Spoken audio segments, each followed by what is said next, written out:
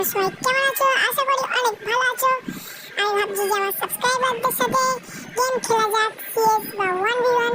তো তোমরা কারা আমার সাথে 1v1 বা গেম প্লে করতে চাও বা আমার সাথে ভিডিও বানাতে চাও, তারা অবশ্যই তাদের ইউআইডিটা কমেন্টে বলবে। আমি অবশ্যই ওদের ফ্রেন্ড রিকোয়েস্ট পাঠাবো।